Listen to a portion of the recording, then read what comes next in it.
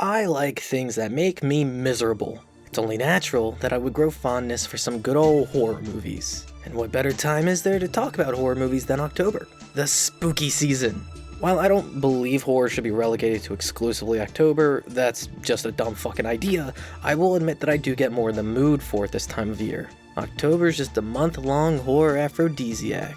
And if you've run out of good horror movies to watch this upcoming Halloween and need something new, interesting, and genuinely scary, then I got your back. 2005 came with it the release of Noroi, The Curse, directed by Koji Shiraishi. It is a take on found footage horror that can be downright chilling and frightening throughout the whole watch.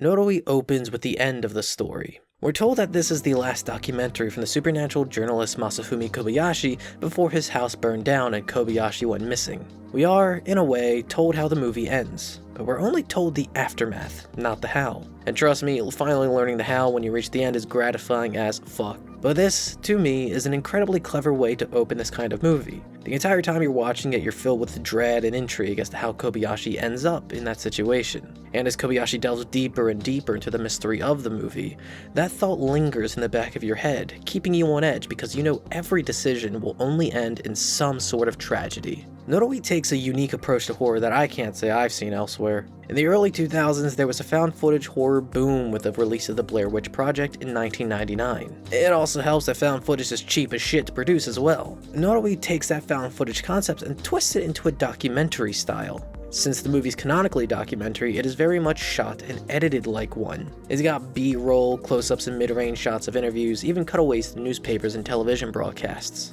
Shit happens outside of filming, not everything is going to be actually captured on video in real documentaries, so it's very accurate to leave out some of those scenes that aren't entirely necessary to see in real time. Sometimes it's more narratively effective to cut away to a news clip of the aftermath. It also helps to explain why there's cutaways to segments meant for broadcast television as they would be borrowed for the documentary, such as the variety show segment on psychic abilities, which is one of my favorite bits in the movie. It feels so genuine in the way it's edited, with fucking reaction shots of dudes near constant text overlays. It's a great bit that also helps the feel of authenticity that Noroi is trying to elicit. So I watched this with a friend of mine, and during the beginning of the movie he was asking, wait, is this shit real? And I had to assure him that it wasn't. At the time I thought it was pretty funny that he'd think it was real, but it also goes to show just how realistic this movie feels. A lot of that comes from the characters themselves and how they are acted. So much of it is underplayed to the point that it often feels like they were told to not act like a character, to say the lines as they would say it, because so many conversations of just dudes talking is just that. Dudes fucking talking. It's so normal feeling that it almost feels out of place in a movie. It also helps that the character of Monica Matsumoto isn't actually a character. That's the actress's real last name. She's literally playing herself to create this blend of what is reality and what is fiction. And man, Kobayashi is about the realest motherfucker there's ever been. There's so many times where weird shit will happen and he'll turn to the camera with this look of sheer fuck this energy, and it kind of comes off as funny every time it happens. Let's rewind space-time a bit and go back to the variety show segment because I do want to express that this movie can actually be really subtly funny. Noroi's humor is very dark. The biggest laugh out of me is during the opening interview with the mother and daughter, and as Kobayashi leaves, there's a freeze frame. You're sitting there like, what, did the video fucking freeze?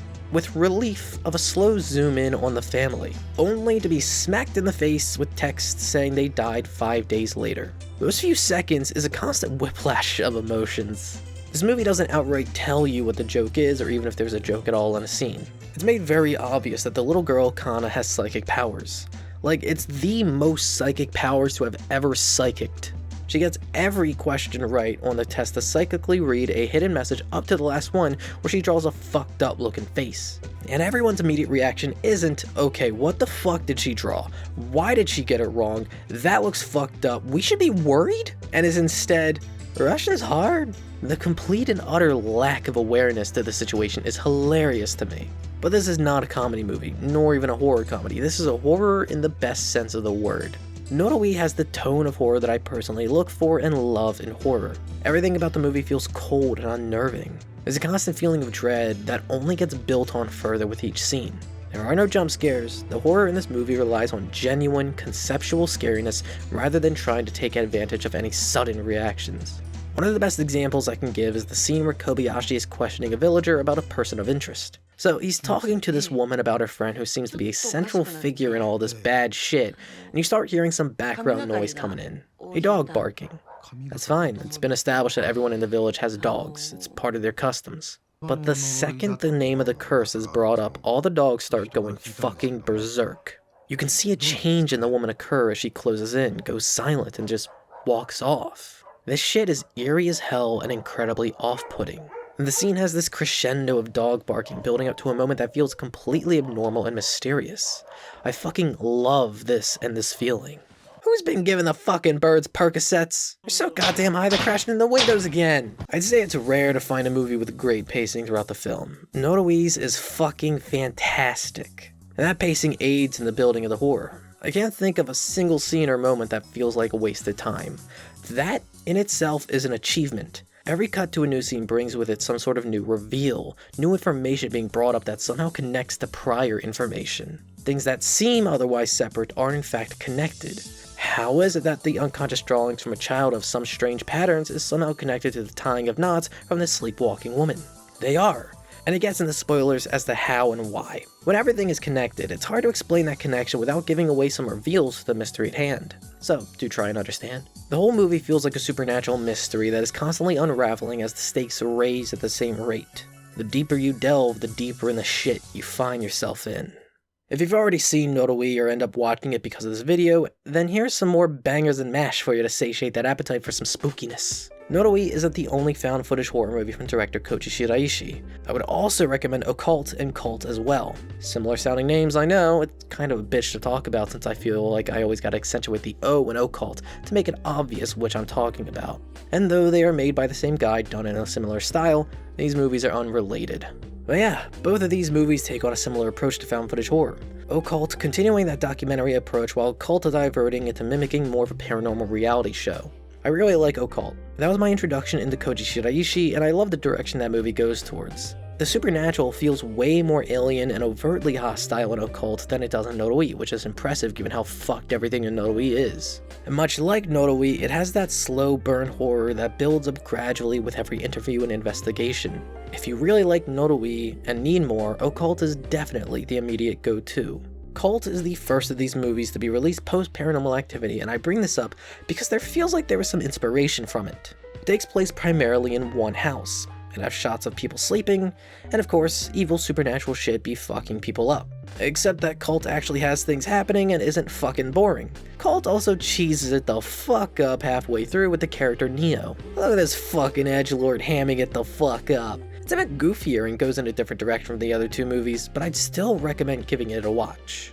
I feel like there's a bit of sentiment that found footage is a bit cheap and easy, almost as if it's a lazy style and approach to movie making, and I do hope that Noroi and Koji Shiraishi's other found footage movies help in changing that sentiment.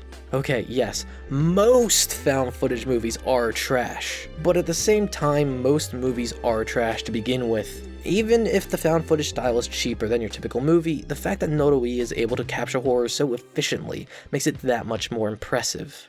Noroi the Curse is a fun watch, and even if you're not in the Halloween season watching this right now, do still give it a watch. It's a good fucking movie.